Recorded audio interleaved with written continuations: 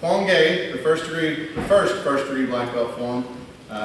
Section 1 starts at the beginning in Chumbi. Feet shoulder width apart, hands making kind of a diamond shape right here above your head, looking up through that hole.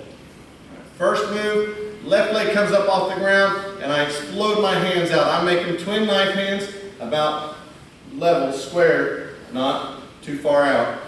I do that, so to prepare for that, I'll twist my hands so I get a little bit extra snap on my wrist as I do that. That part with my hands happens at the exact same time. Boom, I go out and show my balance on one leg. So here, it's kind of a breathe in and relax. Explosion, a yell to get me out to here. From there, after I preach for about a second, left leg comes in, feet together, right fist, left hand cupped around it, just like you've done for Chumbi, for Chungun, Toige, all those, Wanyo. From here now, left hand goes out in front, both palms are pointed down, left leg steps. I step with my left, I press with my right. Slow motion, upset punch, straight into the belly. Not going up, straight into the belly. Notice my palms started both facing down toward the ground. As I finish the move, both hands twist. The one at my belt, twist, pointed up. The one going into the belly, twists and points up. Then it's the same move again, stepping forward. Right hand, since it's in front, stays out in front. Both palms go pointing down. Right foot steps forward, step right, press left. There's those two moves. From here, stepping the left foot in front of the right, I'm going to take 2 steps forward to land basically in another right leg in front stance. As I do that, I'll step that left foot in front of the right, make a C with my right hand, cross it on top. That hand crosses on top from here. Right foot continues that second step forward into a front stance, and it's a hooking block. We've done these before in other forms, in the color belt forms. Come straight down. In one of the color belt forms we've done before, when we had this, we did in slow motion. This is quick. Not the stepping process necessarily. Keep this nice and relaxed. I want to have a chance to relax my body and breathe in and explode on it. Make this fast. Then from here, I'll step that right foot behind me into a back stance, reach back, and double knife hand block low. I like to make this knife hand, this arm, parallel with that knee, with that leg, okay, with my thigh. I don't like it to look different here or anything. I like it to kind of go along with that same line. So here I was at the second pressing punch, step cross, step block, that's my hooking block. I like to say these words, reach back, step back, block low. As you're doing that, since you're a black belt, I expect to see hips on every single one of these moves. That cross right there as I step forward, get my hips into that hooking block. As I reach back, I'll pull my hips past the point where they need to be so they can pull my hands back across my body and down.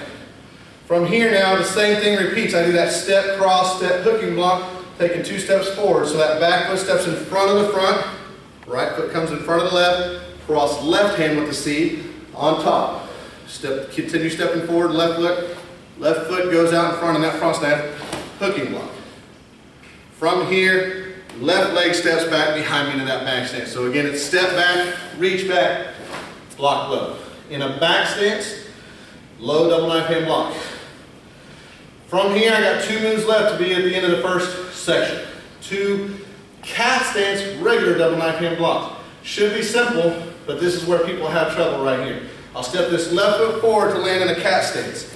As I do that, I need to think about my hips going past this point where they're going to finish, beyond that so I can reach, and those hips can pull that block across my body. What I do when I do that, I think mainly I get my weight over that right leg as my base leg, and all I think about is my hips twisting to pull that block. I don't think about throwing that foot forward as I do that. This is a tricky move. A lot of people either do that. They'll land their cat stance too long, too wide, or they just don't use the hips at all for this move. So as you're stepping forward after here, step reach, cat 1, then there's a second cat stance.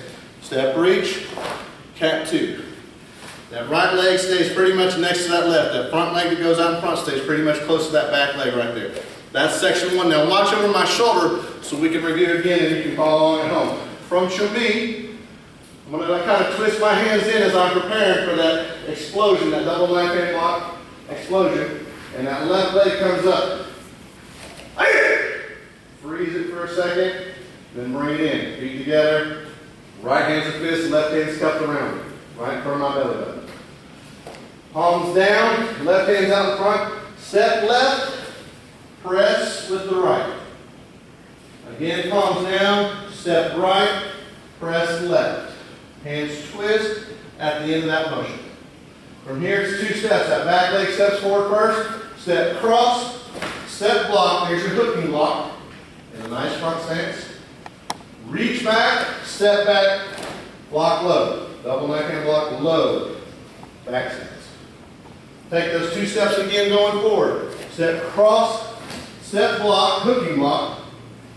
Reach back, step back, block low, back stance. Step that back foot forward, twist. There's your first cat stance, cat 1, twist, cat 2. So during section 1, everything you do comes in this straight line, coming straight forward. After this, we start turning and going different directions. So there's Kwang Gae section 1.